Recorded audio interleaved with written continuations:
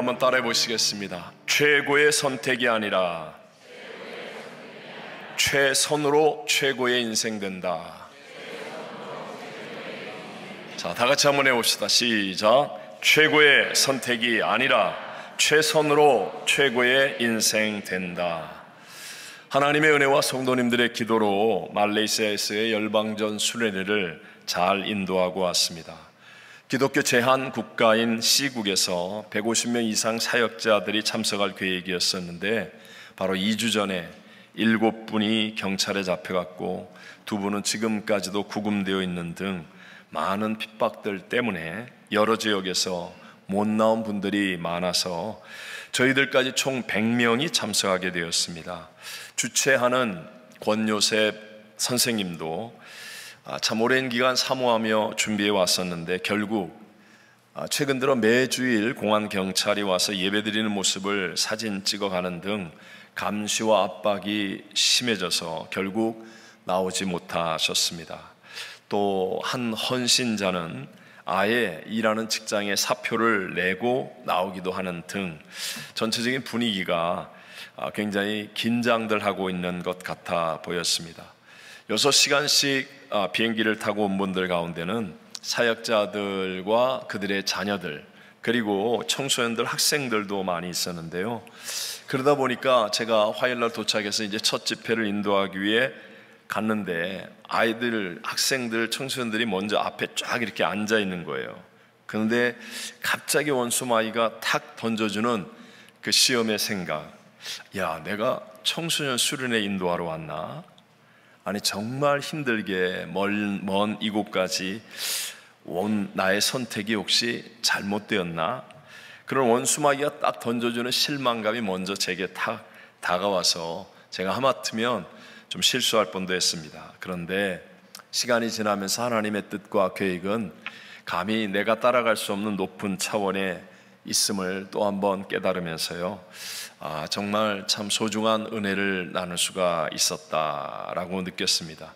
고난과 핍박을 당하는 교회와 사역자들에게 가장 중요한 것 중에 하나가 바로 자녀들과 다음 세대였습니다. 그들이 은혜를 받아야지만 이 사역자들이 진짜 고난과 핍박을 이기면서 자기에게 주어진 사명을 감당할 수 있고 또 교회의 내일도 있기 때문에 자녀들이 은혜 받기를 원하는 그 사역자들, 어른들의 기도는 상상을 초월할 만큼 치열했고 또 간절했었습니다.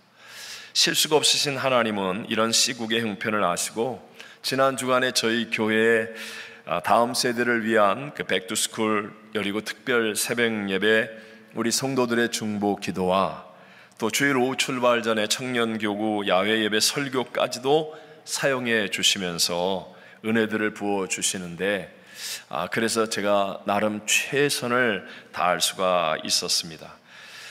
기독교 제한국가에 있는 성도들의 특징 중에 하나는 표현과 반응이 별로 없어요. 그래서 막 은혜를 받아도 절대로 잘 표현을 안 해요. 다 끝난 다음에 아무도 없을 때 찾아와가지고 막 울면서 은혜 많이 받았습니다. 뭐 이런 고백을 할까? 참 그 반응이 없는데, 그런데 예배를 드리면서 점점 밝아지고 정말 눈물로 기도하며 안수를 받는 그 모습들을 보면서 첫날의 그 짧은 생각들을 깊이 회개하게 되었고요. 또 큰 도전과 깨달음을 얻을 수 있는 그런 집회를 하게 되었습니다.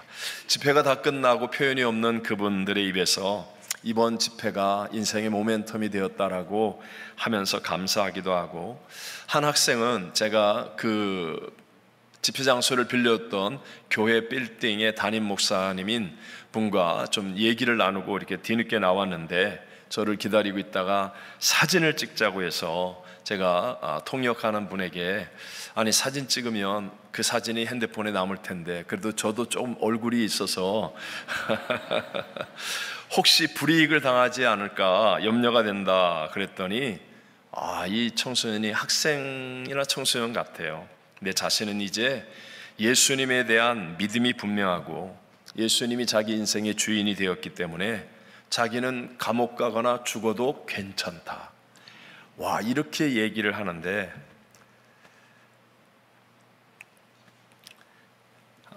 갑자기 제가 진짜 숙연해지기도 하고 눈물이 핑 돌기도 했었습니다.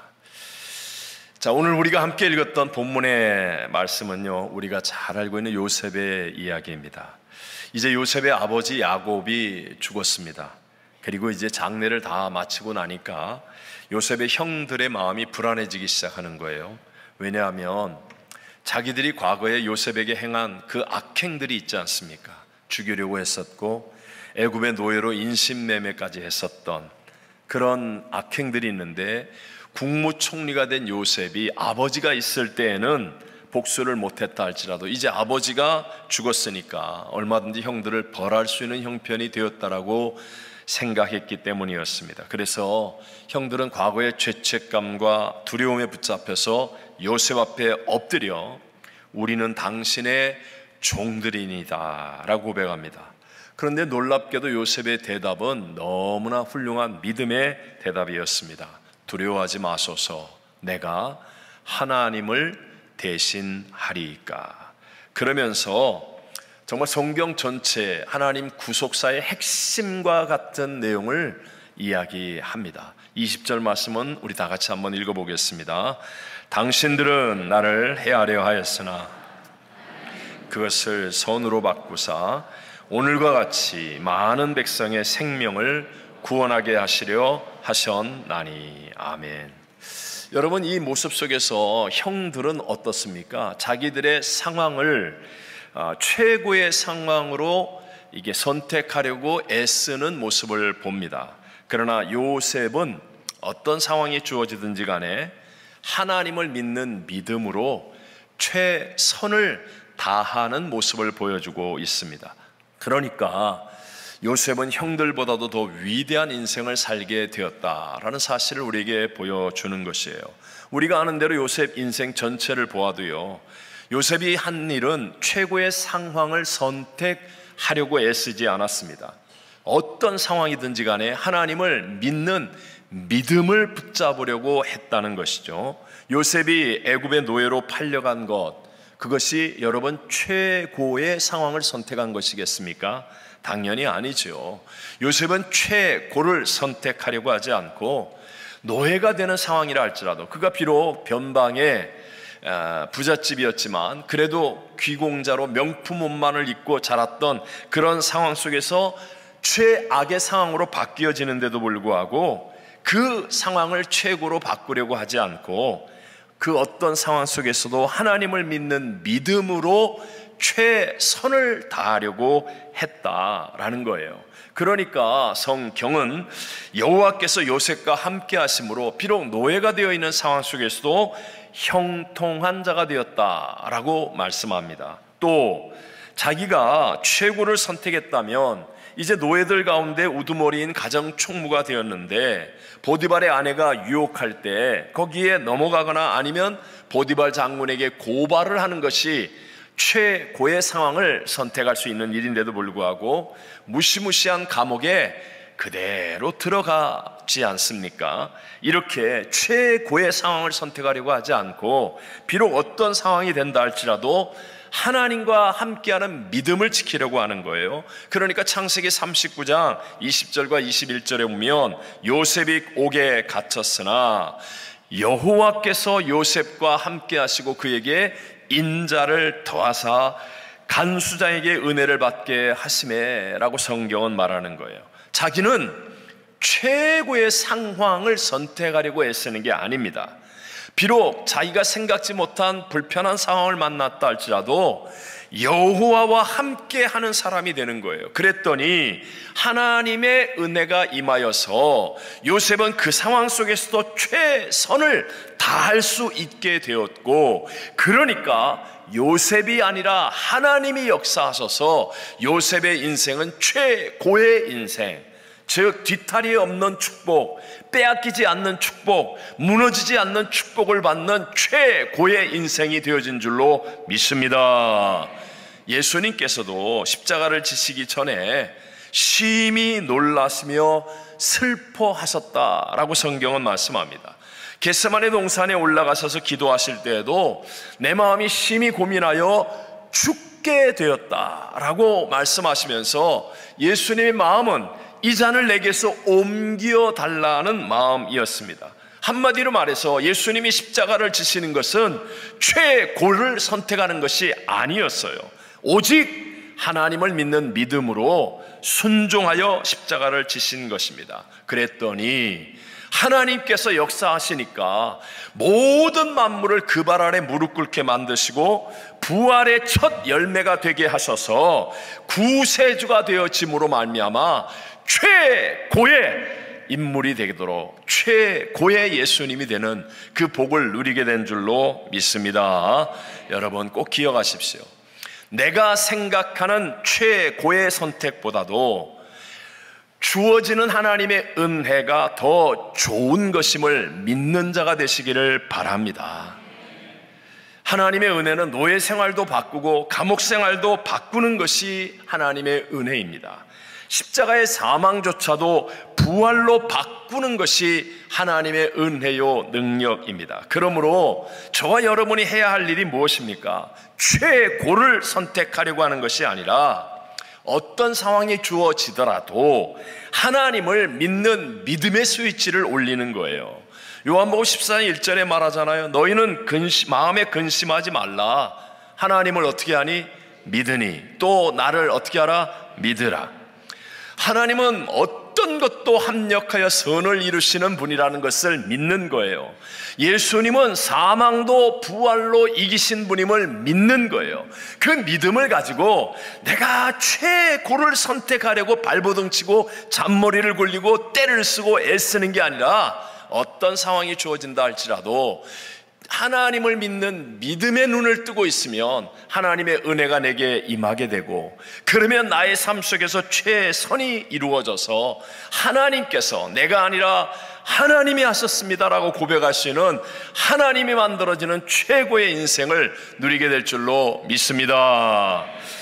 제가 여러분들이 아는 이야기로 악동 뮤지션이라고 들어보셨습니까?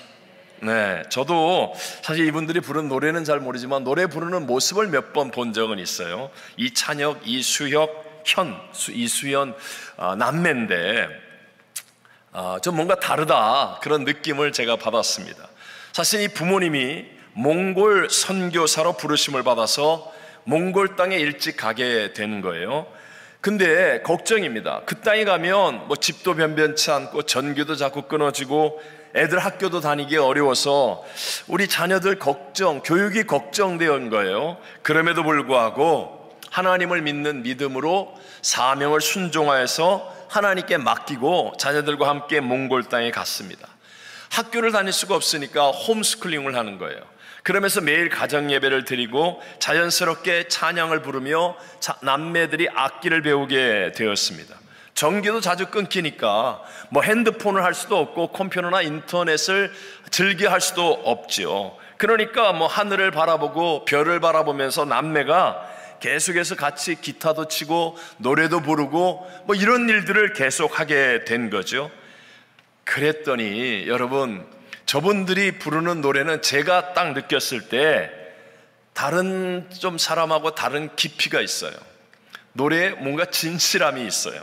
왠지 모르는 위로와 공감을 주는 것 같은 그런 느낌을 갖습니다. 여러분, 저분들이 만약에 최고를 선택하여서 비싼 학교를 들어가고 비싼 뮤지션 공부를 하고 그랬다고 한다면 지금처럼 저렇게 최고의 인생이 되었을까요? 저는 죄송합니다마는 뭐 연예인이니까 저 외모와 저 분위기를 가지고 저는 최고가 되기는 어려웠을 거다. 그런데 저분들은 자기들이 최고를 선택한 게 아니라 하나님을 믿는 믿음의 스위치를 올린 거예요. 그리고 거기에서 최선을 다한 거예요. 그랬더니 자기들이 아니라 하나님이 역사하여 주셔서 지금 사실 최고의, 한국에서는 최고의 인생이 저분들 때에는 된 것 아니겠습니까? 만약에 다윗이 깊은 동굴에서 최고의 상황을 선택했다면, 그랬다면 다른 동료들의 말처럼 뒤를 보러 들어온 무장해제한 자기를 괴롭히는 사울 왕을 죽여야만 합니다. 이게 최고를 선택하는 길이에요. 그랬다면 하나님의 은혜가 다윗과 함께할 수 없었을 것이고, 다윗의 남은 인생은 하나님의 마음에 합한 최고의 인생은 되지 못했을 것입니다. 다니엘이 최고의 상황을 선택했다면 이미 그는 왕의 어인이 찍힌 조서의 내용을 알고 있으니까 기도할 때 문을 닫고 기도하거나 아니면 슬며시 기도를 연기하거나 안 하면 되는 거예요. 그러나 다니엘은 안전하게 사자굴을 피하는 최고의 상황을 선택하지 않고 하나님을 믿는 믿음의 스위치를 올리는 겁니다. 그리고 믿음으로 최선을 다해서 그냥 그대로 기도하는 거예요. 그랬더니 하나님께서는 사자굴에서도 하나님의 역사를 베풀어 주셔서 오늘날 우리에게도 감동을 주는 최고의 믿음의 증인이 되어지지 않았습니까? 내가 최고를 선택하려는 사람은요, 언제나 자기 기준, 세상 기준, 자기가 갖고 있는 어떤 프레임에 따라서 최고를 선택하는 거예요. 그러니까 자기가 보기에 최고가 아니면 거절하는 거죠. 최고의 상황을 선택하려고 하니까 거절하게 되는 거예요. 그러다가 보면 결국 가장 중요한 하나님의 은혜를 놓치게 되는 것입니다. 만약에 학교 다니는 학생이 선생님을 자꾸 거절하기 시작하면 결국은 공부 못하는 학생이 되거나 최악의 학점을 받는 학생이 될 수밖에 없을 것이고, 종업원이 주인을 자꾸 거절하기 시작하면 쫓겨나거나 아니면 같이 망할 수밖에 없는 것처럼, 여러분, 저와 여러분이 믿는 하나님은 내 수준을 뛰어넘는 하나님 아닙니까? 나하고는 클래스가 다르고 차원이 다른 하나님이 아닙니까? 그런데 내가 이해가 안 된다고, 내 생각에 최고의 상황이 아닌 것 같다고 거절하면 결국은 하나님이 우리를 위해 예비하신 가장 위대한 최고의 인생이 되는 축복까지도 놓치는 자가 되어진다는 것입니다. 구원을 얘기할 때도 구원이 뭐죠? 구원은 예수님을 영접하는 거예요. 영접함으로 이루어지는 값없는 하나님의 은혜의 역사입니다. 그렇다면 영접하지 않는 것이 무엇입니까? 그게 거절이라는 거예요. 거절. 내가 이해가 안 된다고, 나 지금 상황이 그거보다는 더 최고의 상황이 눈에 보이는 것 같다고 예수님을 거절하는 거예요. 그러면 내가 주인이 되는 인생으로 내가 최고의 삶을 선택하겠다고 하는데, 그 길에는 구원도 없고 나의 수준을 뛰어넘는 하나님의 역사와 인도하심도 나타날 수 없게 된다는 것입니다. 우리 하나님은 내일을 주관하시고 우리의 생사복을 다스리는 전능자이심을 믿게 되시기를 바랍니다. 저와 여러분은 내일 일을 모릅니다. 여러분이 내일 날씨를 좋게 할 수 있습니까?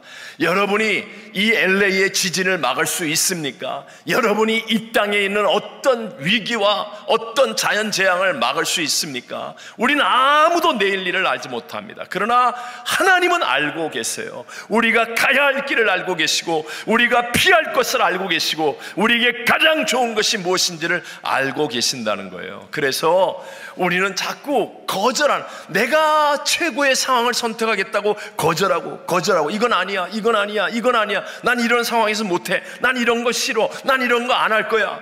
결국은요, 하나님의 은혜를 거절하는 자가 되는 거예요. 그러나 지금 내가 이해 납득 공감이 안 된다 할지라도 주어진 상황을 하나님 안에서 받아들이면서 하나님은 롬팔 이팔의 하나님이십니다. 하나님은 어떤 것도 합력하여 선을 이루시고 하나님은 내게 능력 주신 하나님이심을 나는 믿습니다 하고 믿음의 스위치를 올리면 반드시 하나님의 은혜가 임하게 되고, 그 은혜를 따라 최선을 다할 때 나도 모르는 사이에 내가 아니라 하나님이 하셨습니다 고백하며 최고의 인생의 자리에 있게 될 줄로 믿습니다. 우리의 가정에서도 마찬가지고 학교, 직장에서도 마찬가지예요. 우리 아이는 이 학교에 들어가야 돼. 이 학교가 자기 생각에는 최고의 상황일지 모르지만 아니에요. 오히려 그 학교 떨어져서 못 들어가서, 그런데도 불구하고 거기에서 하나님을 믿는 믿음을 지켰더니 오히려 하나님께서 더 놀랍고 새 역사를 이루어 더 위대하게 만들어줄 수 있다는 겁니다. 저 직장이 최고의 상황이야, 저기에 들어가야 돼. 아니에요, 여러분. 꼭 그렇지 않아요. 그거 아니라도 어떤 상황에서 내가 하나님을 잘 섬기고 하나님을 예배하고 하나님을 믿는 믿음의 스위치를 올릴 수 있으면 하나님께서는 합력하여 선을 이루어 주셔서 나에게 주시는 은혜로 내가 어떤 상황에서도 최선을 다할 수 있게 만들어 결국은 내가 아니라 하나님이 하셨습니다 고백하며 최고의 인생이 되도록 인도해 주실 줄로 믿습니다. 성령님이 역사하시면 우리의 생각과 말과 행동이 바뀌어지는 것 아닙니까? 우리가 하나님을 믿으면 우리 예수 다 믿는 사람이잖아요. 다시 한번 해볼까요? 여러분, 예수 그리스도가 나의 죄를 대신하여 십자가에 죽으셨고 부활하심으로 내가 그 예수를 믿을 때 나의 죽은 영이 거듭나 하나님의 자녀로 구원을 받게 되는 것임을 믿으시는 분은 아멘 하시겠습니다. 우리는 예수 그리스도를 믿음으로 하나님의 자녀가 된 사람 아닙니까? 그러면 성경에 말씀한 대로 성령님이 내 안에 거하시거든요. 그러니까 내가 어떤 상황에서도 내가 최고의 상황을 선택하겠다고 하면 내 자아가 살아나요. 내가 판단하고 내 기준으로, 내 생각으로, 내 뜻으로, 내 고집으로, 그러면 내 안에 성령이 아무것도 하실 수 없어요.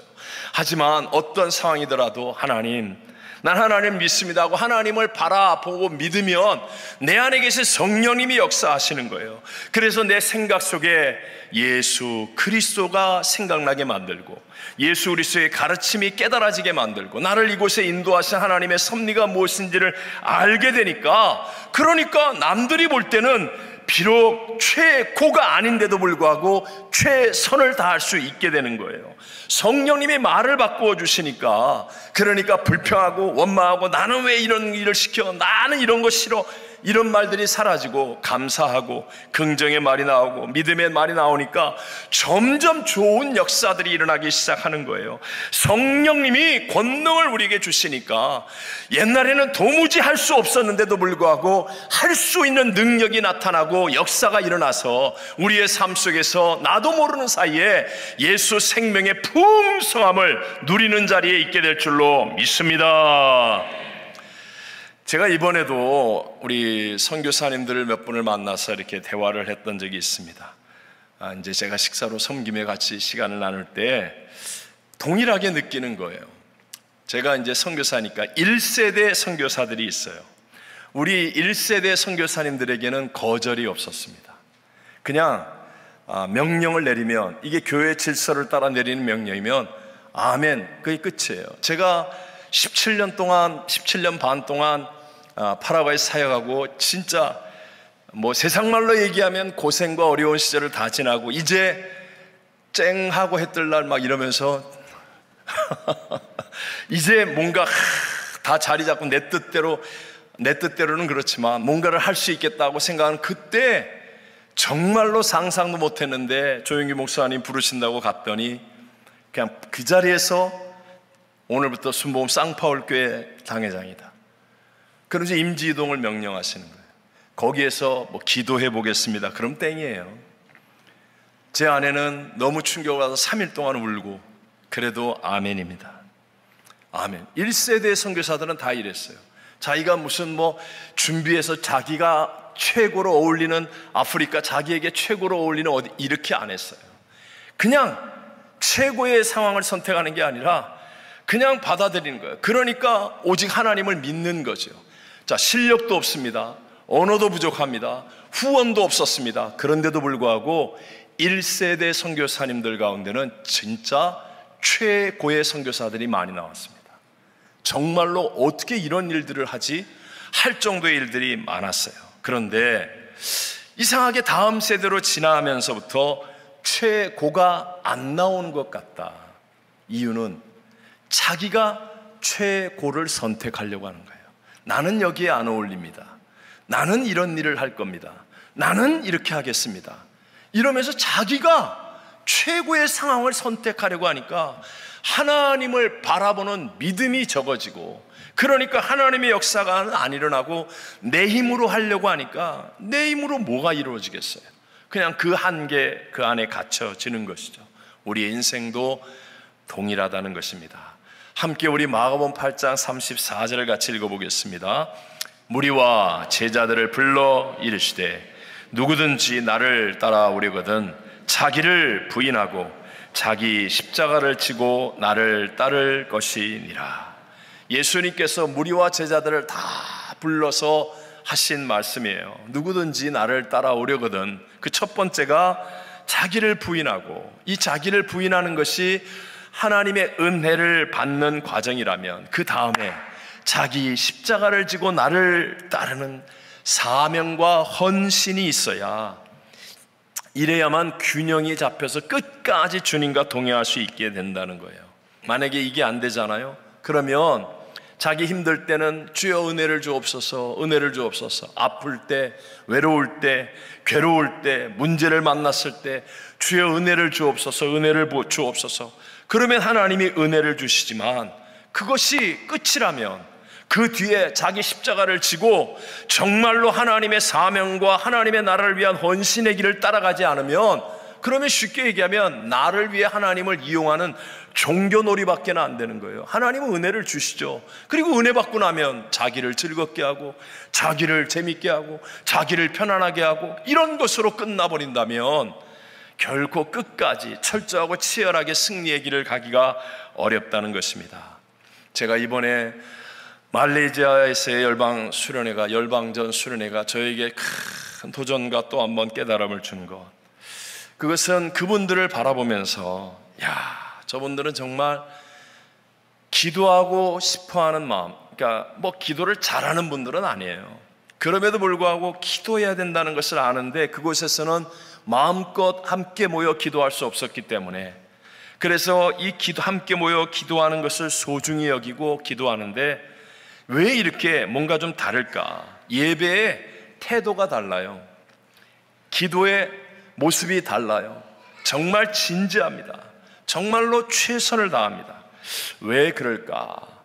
왜? 우리보다 지식이 많은 것도 아니고 우리보다 세련된 것도 아닌데, 그런데도 불구하고 그분들은 이 순례가 끝나고 나면 자기들은 고난과 핍박이 있어도 복음을 전하는 것과, 심지어는 감옥에 가고 순교하기까지 이 복음과 함께 할 것이라는 어떤 사명감의 마음이 뚜렷하기 때문에, 그러니까 웬만한 것에 불평이 없어요. 장소의 불편함, 음식의 부족함, 상황 속에서의 어려움, 이런 것들에 대한 자질구레한 것에 마음을 빼앗기지 않아요. 자기를 즐겁게 하겠다는 얕은 물가에서는 결코 경험할 수 없는 깊은 곳의 은혜가 그들 가운데 흐르는 것을 제가 확실하게 깨닫고 경험할 수 있었습니다. 사랑하는 성도 여러분, 지금 이 세상은요, 에덴 동산이 아닙니다. 하나님은 이 땅을 다 불에 타 없어지게 하겠다고 하셨습니다. 또 지금 우리가 예수님을 믿고 돌이켰다고 해서 우리가 나 하나 회복되어 즐겨야 하는 그런 시대가 아니라는 사실을 여러분 좀 분별해야 됩니다. 여러분 눈을 뜨고 보십시오.